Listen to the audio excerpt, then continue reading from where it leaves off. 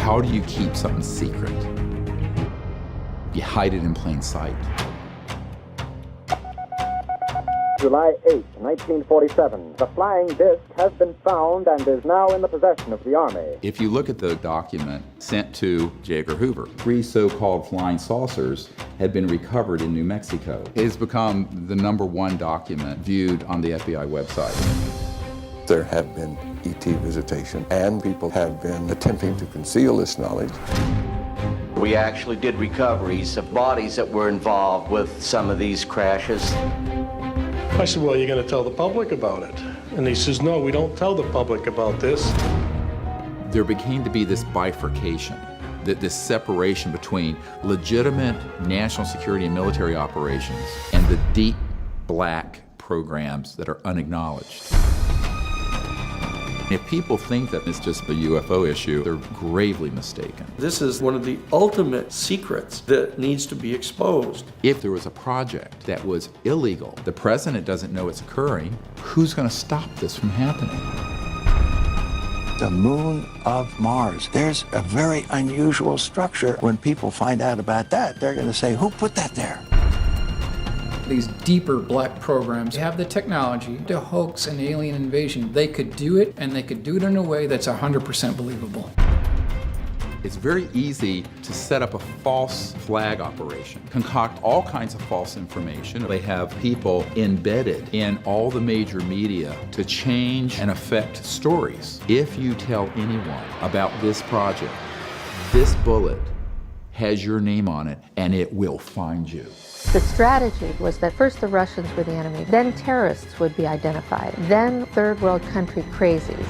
The last card is the alien card, and all of it is alive. Alive. When I was 8 or 9, I saw one of these objects, broad daylight.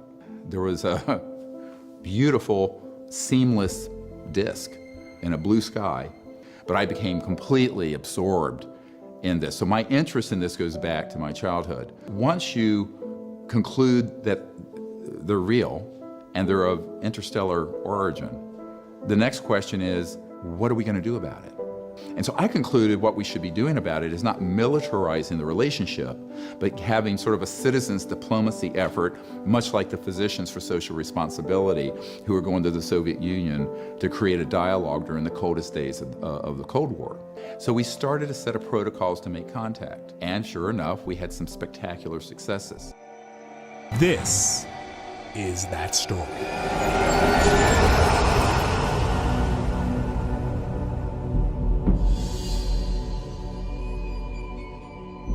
Now, because I'm here in Los Angeles and it's the 50th anniversary of a beautiful lady, a passing named Marilyn Monroe. Everybody knew who Marilyn Monroe was? I want to have a document here. Now, this is the kind of thing I get fairly routinely.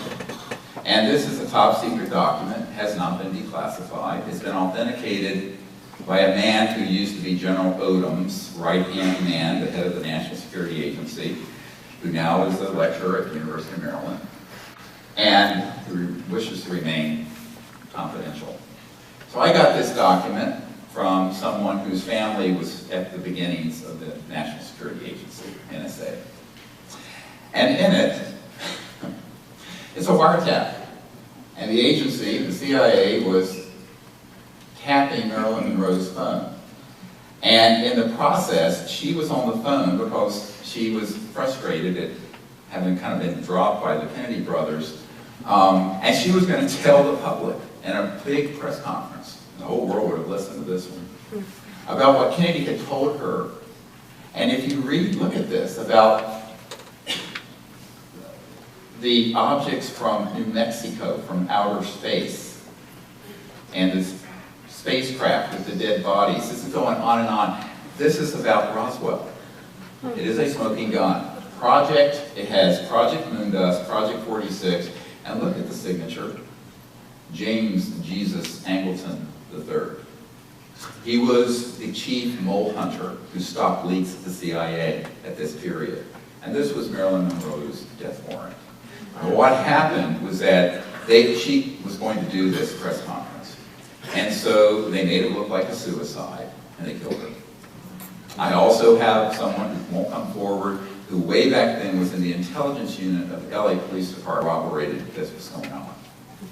You have to ask the question then, what exactly is so key about this that they would do that kind of extreme measure to someone who was fairly innocent? She was an innocent bystander who learned something, and she was going to talk about it.